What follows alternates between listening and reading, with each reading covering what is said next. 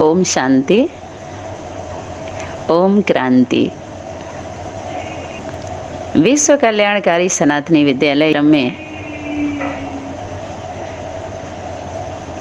दे रहे सेवा सहयोगी आत्माओं के चरणों में कोटि कोटि नमन बंदन करते हुए, जो भी आत्माएं संबंध संपर्क ग्रुप के अलावा क्लास सुन रही हैं, समझ रही हैं, अनुभव कर रही हैं, विचारधारा मिल रहे हैं, उन सभी को ढेर सारी शुभकामनाएं। बहुत बहुत धन्यवाद। यहाँ पर कुछ विशेष होमवर्क पर प्रकाश डालते हुए आप सभी की यात्रा को सरल सहज करते हुए कुछ बीज बातों पर प्रकाश डालना चाहते हैं। उमंग उत्साह बढ़ता रहे, आत्मबल मनोबल बढ़ता रहे, यही हम सभी सेवाधारी सहयोगी आत्माओं के शुभ भावना शुभकामना है आप सभी के प्रति। चाहे आप कहीं भी हों, किसी भी संगठन में हों, आप सभी को भयभीत होने की जरूरत नहीं है। अनेक स्वरूपों का साक्षात्कार, अनेक स्वरूप की आत्माएं, अनेक धर्म की आत्माएं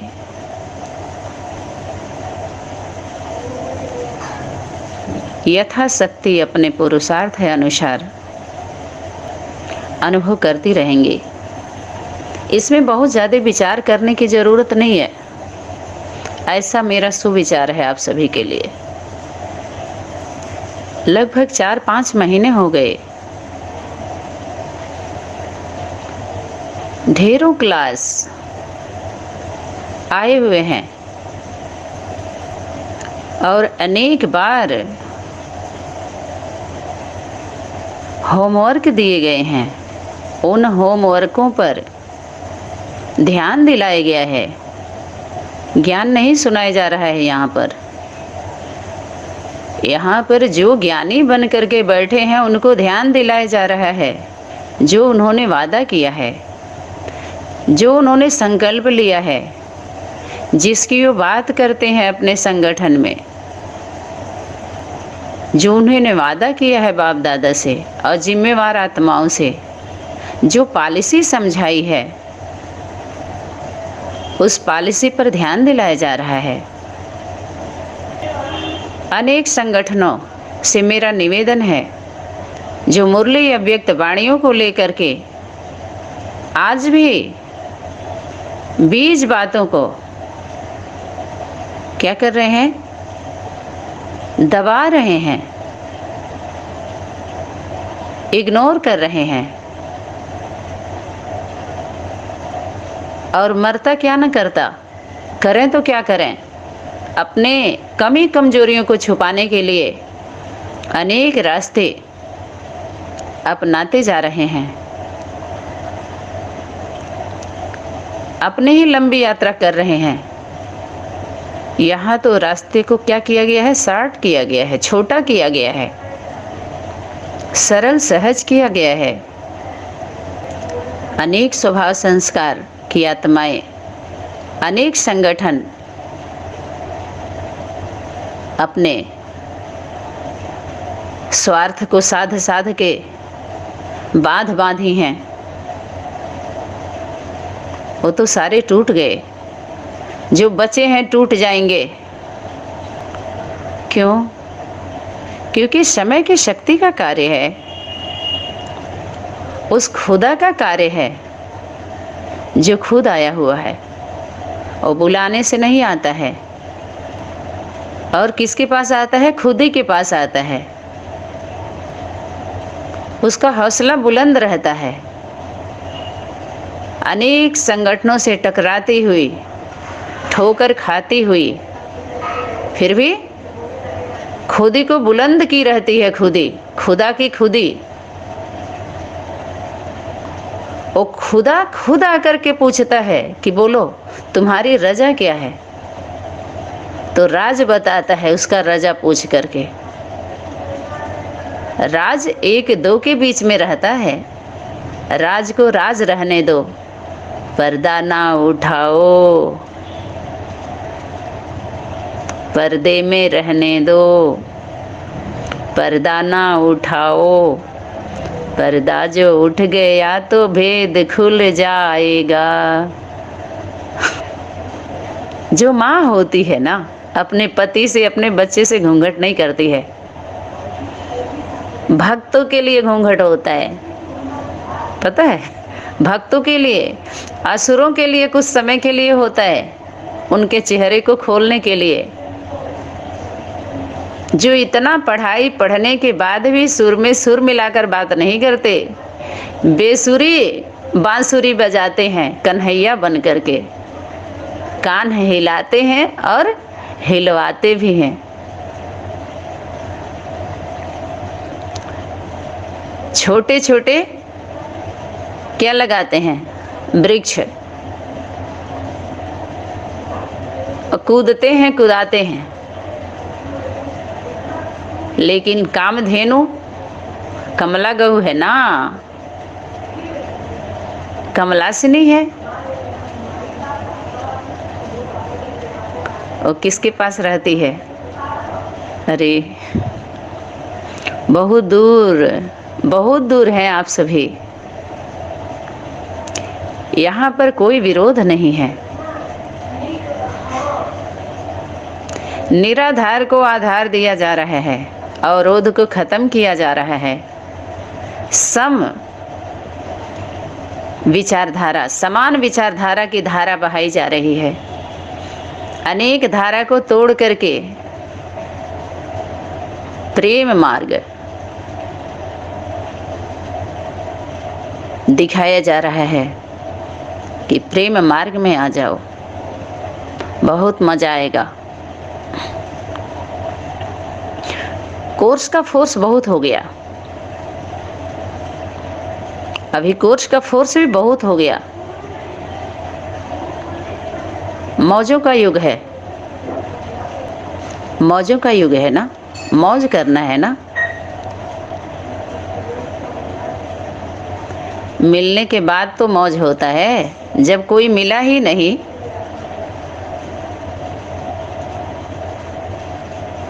सब खोए हुए हैं, खो गए एक दूसरे से, संबंध ही नहीं है, समान विचारधारा का बंधन ही नहीं है, प्रेम का बंधन ही नहीं, तो मौज क्या करोगे? अकेले अकेले का मौज होता है क्या? यहाँ पर आज के जो तारीख है, इसके पहले का जो भी क्लास चला, क्लास आया है, कोर्स का फोर्स आया है, रियलाइजेशन कोर्स, रिफाइन कोर्स, सनातनी कोर्स, सत्य गीता कोर्स वगैरह वगैरह, बहुत सारे नाम दिए गए हैं। समय समय पर रियलाइज कर करके, उन स्वरूपों का बोध कर करके सबके सामने रखा गया है। एक समान, कोई भेदभाव नहीं, भेद नहीं डाला गया है। जो भेद पड़ा हुआ है वो मिटाने के लिए, वो भेद को खत्म करने के लिए रिवाइज रियलाइजेशन कोर्स चला। अभी क्या चलना चाहिए हम सभी बच्चों के बीच में? ज्ञान ध्यान। जो ज्ञान माना क्या? बोध, अनुभव।